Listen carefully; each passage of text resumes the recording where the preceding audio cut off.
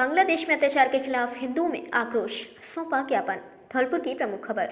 बांग्लादेश में हिंदुओं पर हो रहे अत्याचारों के खिलाफ मानवाधिकार संरक्षण मंच के तत्वावधान में गुरुवार को प्रदर्शन कर राष्ट्रपति को संबोधित ज्ञापन एसडीएम को सौंपा गया। ज्ञापन के माध्यम से बांग्लादेश में हिंदुओं और अन्य अल्पसंख्यकों के खिलाफ बढ़ते हमलों, अत्याचारों और शोषण की निंदा की गई। मंच की मांग की गई कि बांग्लादेश में हमले और हिंसा, विशेष रूप से कट्टरपंथियों पर तुरंत रोक लगाई जाए, घटनाओं में शामिल लोगों को सजा दी जाए। ज्ञापन में कहा गया कि बांग्लादेश की सरकार और अन्य एजेंसियां इन अत्याचारों के खिलाफ कोई ठोस कार्यवाही नहीं कर रही है। इससे हिंदुओं का उत्पीड़न हो रहा है। विशेष रूप से इस्कॉन के सन्यासी चिन्मय कृष्णदास को बिना किसी कारण के कारावास में डाले जाने की घटना को न्यायपूर्ण बताया। स्वतंत्रता के समय पूर्व पाकिस्तान, जो अब बांग्लादेश के नाम से जाना जाता है, वहां पर 22% हिंदू थे, जो अब महज 7.9% बचे हैं। 5 अगस्त को फैली हिंसा के बाद बांग्लादेश में बड़ी संख्या में हिंदू समुदाय को टारगेट करके हत्या की गई है। उनके घर लूटे जा रहे हैं। अभी तक कई हिंदुओं की हत्या कर दी गई है। हिंदुओं के हमलों की करीब 6000 लोगों की मौत हो चुकी है। खुलना, रंगपुर, राजशाही, बारिशाल, चटगांव, सिलहट में हिंदुओं पर लगातार अत्याचार किए जा रहे हैं। एक ही महीने में 252 हिंदू पुलिस अधिकारियों को नौकरी से निकाल दिया गया है। बांग्लादेश की पुलिस में अब एक भी हिंदू अधिकारी नहीं बचा है। मंदिरों और मूर्तियों को तोड़ा जा रहा है। पिछले 4 माह में करीब 1000 मंदिरों को ध्वस्त किया गया है। मंच की मांग की है कि भारत सरकार बांग्लादेश सरकार पर दबाव डाला जाए ताकि वहां के अल्पसंख्यक समुदाय की सुरक्षा सुनिश्चित हो सके और धार्मिक स्वतंत्रता को कायम रखा जा सके। हिंदू संत स्वामी चिन्मय प्रभु की बिना शर्त रिहाई की जा सके। प्रदर्शन में बड़ी संख्या में लोग शामिल हुए। उन्होंने शांतिपूर्वक मार्च निकाला और नारेबाजी करते हुए कलेक्ट्रेट परिसर पहुंचे, जहां प्रदर्शन के बाद एसडीएम को अपनी मांग का पत्र सौंपा। धौलपुर से बीवीएन ब्यूरो रिपोर्ट। इसमें हिंदुओं के प्रति जो अत्याचार हो रहा है, माता और बहनों के साथ जो दुराचार और अत्याचार हो रहा है, मंदिर और मठों में जो पुजारी हैं उनके प्रति अत्याचार हो रहा है। हरे कृष्ण हरे राम जो एक अंतर्राष्ट्रीय संस्था है जो हिंदू धर्म का प्रचार प्रसार करती है, उसके खिलाफ अत्याचार हो रहा है। उन्हें बंदी बनाया जा रहा है। उनके खिलाफ वकील भी नियुक्त नहीं होने दे रहे हैं। उन वकील जो नियुक्त हुए हैं उनके खिलाफ भी कार्रवाई की जा रही है। तो इस दुराचार इस संकट की घड़ी में हम भारत के सभी नागरिक जो भी हिंदू हैं भारत के, वो सब एक साथ खड़े हैं और हम अपनी सरकार से मांग करना चाह रहे हैं इस ज्ञापन के माध्यम से कि महामहिम राष्ट्रपति महोदय बांग्लादेश के खिलाफ सख्त कार्रवाई करें और उनकी जो रसद सामग्रियाँ हैं या जो सहयोग देने वाले देश हैं उनसे भी उस सहयोग को बंद करा दें ताकि बांग्लादेश फिर अपनी औकात बांग्लादेश को दिखावे।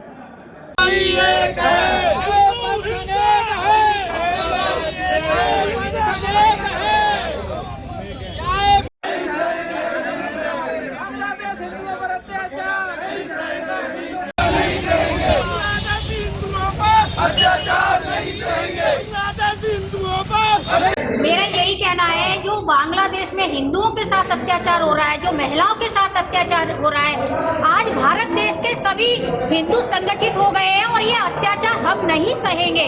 हम सरकार को ये कहना चाहते हैं कि जिन बांग्लादेशी को शरण दी है वो हिंदुओं पे क्यों अत्याचार कर रहे हैं, उन पर उनके खिलाफ कोई ना कोई आदेश करना चाहिए सरकार को।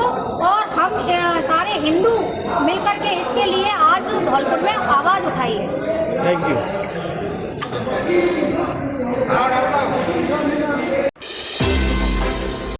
विद्यार्थियों को लैंगिक समानता, स्वास्थ्य एवं करियर जागरूकता का दिया संदेश। बाड़ी की प्रमुख खबर। पीएम श्री राजकीय उच्च माध्यमिक विद्यालय बाड़ी में राष्ट्रीय शिक्षा नीति 2020 के अंतर्गत विद्यार्थियों को लैंगिक समानता, स्वास्थ्य जागरूकता एवं कैरियर जागरूकता से संबंधित प्रेरणादायी एवं ज्ञानप्रद जानकारियां डॉक्टर शिवदयाल मंगल, पूर्व चिकित्सा अधिकारी के द्वारा दी गई। डॉक्टर मंगल ने महान गणितज्ञ रामानुजन एवं स्वामी विवेकानंद जी की जीवनी पर बोलते हुए बताया कि किस प्रकार इन महान पुरुषों ने अपनी मेहनत और लगन से देश का नाम छोटी सी उम्र में ऊंचा किया। जब हमें शारीरिक बीमारी होती है तो डॉक्टर हमें दवा और विटामिन देते हैं। इसी प्रकार जब हमें सफलता की सीढ़ी चढ़नी है तभी हमें 4 विटामिन अट्रैक्शन, बॉन्डिंग, केयरिंग और डेडिकेट जैसे विटामिन की आवश्यकता होती है। जब हम इनको आत्मसात कर लेते हैं तो हमें सफल होने से कोई नहीं रोक सकता। मोबाइल से दूरी कैसे बनाएं, इस पर भी उन्होंने बहुत ही रोचक जानकारी छात्रों को दी। डॉक्टर साहब ने विद्यार्थी एवं युवाओं से सुसंस्कारित नागरिक बनने के लिए पर्यावरण संरक्षण, कुटुंब प्रबोधन, सामाजिक सद्भाव, नागरिक शिष्टाचार एवं स्वदेशी जैसे पंच प्रणों को अपने जीवन में आत्मसात करने का आह्वान किया। टूट जाते हैं शीशे अक्षर पत्थर की चोट से, काटते पत्थर को ऐसे शीशे की तलाश कर। शायरी के साथ अपनी वार्ता को विराम दिया। अंत में विद्यालय के प्रधानाचार्य हरिओम शिकरवार ने डॉक्टर मंगल साहब को दुपट्टा एवं प्रतीक चिन्ह देकर सम्मानित किया। इस अवसर पर नीरू शर्मा, उपाचार्य रईस खान, माधव सिंह, शिवशंकर गर्ग, नीलम देवी, रेणु गर्ग, पुष्पेंद्र शर्मा, चरण सिंह, सुनील शुक्ला, वीर सिंह हुकुम अग्रवाल, मनीष कुमार, शाकिर खान, किरण कुमारी, हर्षराज, जानकी नंदन, कमलेश शर्मा सहित समस्त स्टाफ उपस्थित रहा।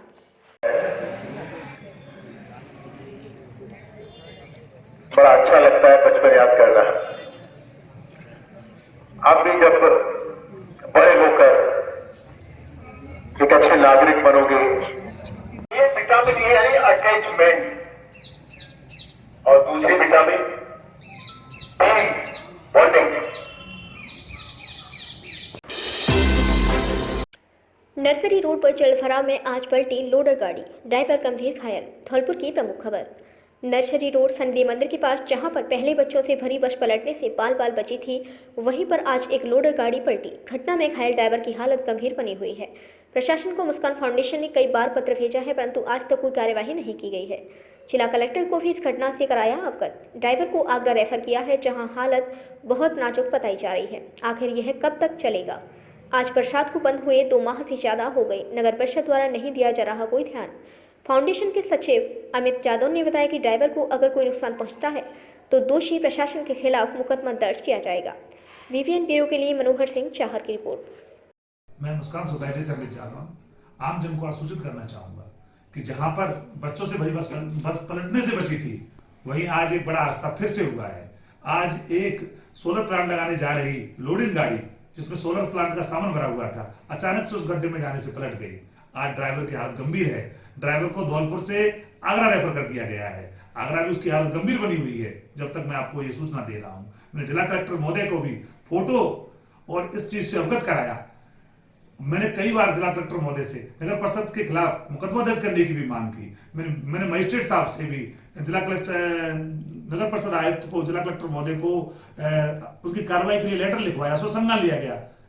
लापरवाही इतनी ज्यादा है कि कोई भी विधिक कार्रवाई में भी डिस्ट्रिक्ट जज के लेटर पर आज दिनांक तक कोई सूचना नहीं पहुंची है। तो मैं ये कहना चाहूंगा, ये हादसे कब तक होंगे? मैं जिला कलेक्टर महोदय से एक बार फिर निवेदन करूंगा कि आप प्रशासन को कठोर कार्रवाई करते हुए इनकी लायबिलिटी निर्धारित कीजिए। मैं आपसे बार बार यहाँ पर हादसा होने पर लायबिलिटी निर्धारित होने के लिए पत्र लिख रहा हूँ। तो जिम्मेदारी अब किसकी है? अब अगर हमारे ड्राइवर महोदय को कुछ हो जाता है आगरा में, तो उसकी जिम्मेदारी कौन लेगा? प्रशासन की पूरी जिम्मेदारी है सर। आप भी ये ध्यान रखिए और नगर परिषद को, आयुक्त को इस बात से अवगत कराइए कि वो उस जगह को सही क्यों नहीं कर पा रहे हैं। वहां पर सीवर का चैम्बर तो बंद हो ही सकता है कम से कम, जिससे गाड़ियां पलटने से तो बचेगी। पानी भरा रहेगा, पानी की व्यवस्था नहीं हो रही तो। और भैया न्यायाधीश महोदय को विधिक कार्रवाई में भी आप इतनी पावर, किसकी पावर आपके पास है कि विधिक कार्रवाई में भी आप जवाब नहीं दे रहे हो? मैं फिर निवेदन करूंगा आपसे, श्रीमान जी, आप जनता पर तरस खाएं। धौलपुर की पब्लिक को रोडों पे आने पे टाइम नहीं लगेगा। धन्यवाद। मुस्कान फाउंडेशन। छात्राएं विशेष दिनों में रखें अपना ख्याल। डॉक्टर रेणु निखिल अग्रवाल। महात्मा गांधी राजकीय सिटी कोतवाली विद्यालय में सेमिनार का आयोजन। धौलपुर की प्रमुख खबर। छात्राएं विशेष दिनों में अपना ख्याल रखें और खान पान को नियंत्रित करें। उक्त वक्तव्य स्त्री रोग विशेषज्ञ डॉक्टर रेणु निखिल अग्रवाल ने कहे। डॉक्टर अग्रवाल महात्मा गांधी राजकीय सिटी कोतवाली विद्यालय में बेटियों के लिए आयोजित सेमिनार को मुख्य अतिथि के रूप में संबोधित कर रही थी। उन्होंने कहा कि आमतौर पर बेटियां बाजार का खाना ज़्यादा पसंद करती हैं, इसीलिए विशेष दिनों में होना चाहिए कि वह ज़्यादा तीखा खाना और तली हुई चीज़ों से परहेज करें। उन्होंने बेटियों से संबंधित कई जानकारी उन्हें उपलब्ध कराई, साथ ही महिलाओं के रोगों से बचाव तथा उनके लक्षणों के बारे में विस्तृत रूप से जानकारी दी। सेमिनार के दौरान बेटियों के द्वारा पूछे गए प्रश्नों का भी उन्होंने उत्तर दिया और उनकी जिज्ञासाओं को पूर्ण किया। इस अवसर पर उन्होंने बताया कि स्त्री रोगों की पहचान हम स्वयं किस प्रकार कर सकते हैं और उनसे बचाव के क्या उपाय हो सकते हैं। उनके द्वारा छात्राओं को विशेष दिनों में बरती जाने वाली सावधानियों के बारे में विस्तृत रूप से जानकारी दी और कहा कि फास्ट फूड्स का सेवन नहीं करें।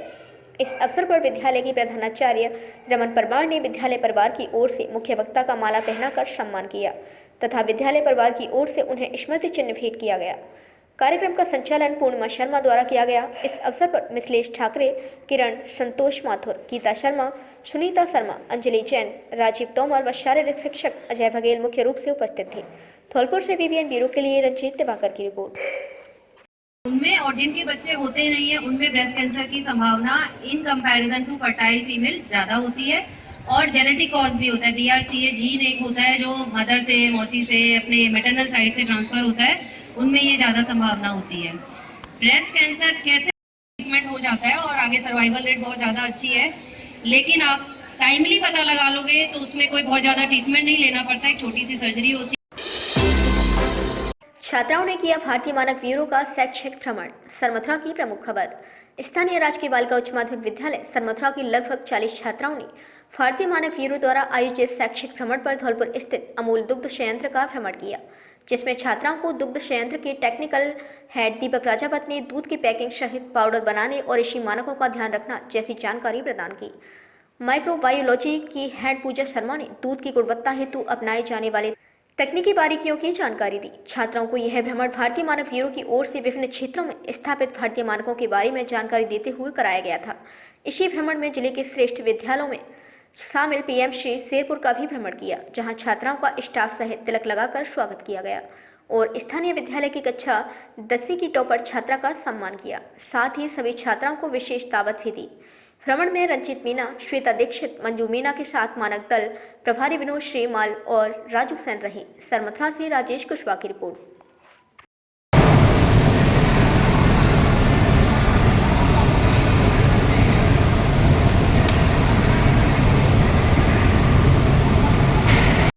लाइसेंस नंबर पड़ा होगा, माइनस में लाइसेंस दिया है इसलिए वो पड़ा होगा। ठीक है। अवैध हथियार के साथ 2 आरोपी गिरफ्तार। मनिया धौलपुर की प्रमुख खबर। मनिया पुलिस ने आज कमलापुर मोड़ से 2 व्यक्तियों को अवैध हथियार के साथ गिरफ्तार किया है। अवैध हथियार रखने वालों के विरुद्ध मनिया थाना पुलिस ने कार्यवाही करते हुए मुखबिर की सूचना पर कमलापुर मोड़ मनिया से अमित निवासी जलालपुर थाना मनिया के कब्जे से एक अवैध देशी कट्टा 3 से 15 बोर और 5 जिंदा कारतूस के साथ गिरफ्तार किया है। इसी प्रकार एक अन्य मामले में वांछित मुलजिम सतीश कुमार निवासी मांगरोल को अवैध देशी कट्टा 3 से 15 बोर एवं एक जिंदा कारतूस के साथ गिरफ्तार किया है। डीएसपी मनिया राजेश शर्मा ने बताया कि अवैध हथियार के साथ दोनों आरोपियों को गिरफ्तार करने वाली पुलिस टीम में थाना प्रभारी नरेश चंद्र शर्मा के साथ Jalbir Singh ASI, Chandrabhan Singh head constable, Rampal Vijay Singh, Kuldeep एवं वीरेंद्र कांस्टेबल थाना मनिया शामिल रहे।